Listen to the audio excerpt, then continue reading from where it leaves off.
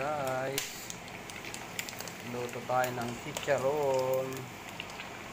Ito, chicharon. Yung may na lang yung apoy.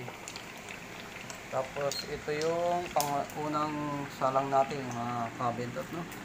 So maya maya pag lumamig, lagay natin sa freezer para lumamig.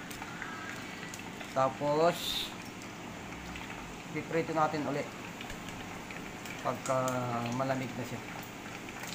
Ayan. Ayan mga kabentot, update ko ka mamaya pagka maganda yung luto natin na chicharon, no? Okay, babay muna. Ayan, ito mga kabentot, lagay natin sa sa freezer.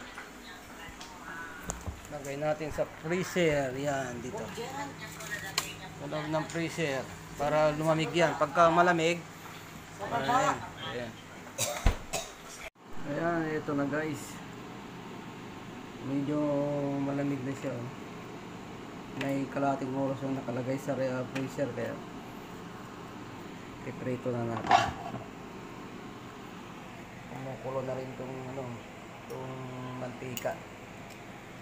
Ayan, testing natin, testing. Ayan.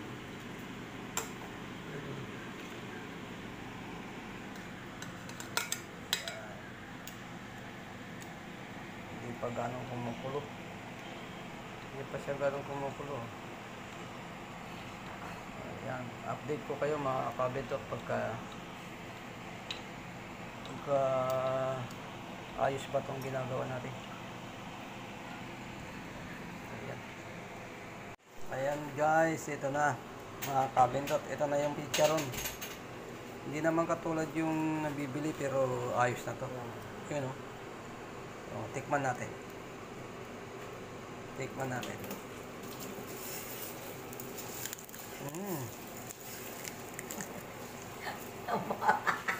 Makunat. Makunat na manok na ano. Bagong luto kasi. Narinig yun mga kabitot. Kaya dyan to. Hindi naman tayo eksperto sa ano paglulog di charon. Yung babay na mga kabitot. Ito pa, ito pa.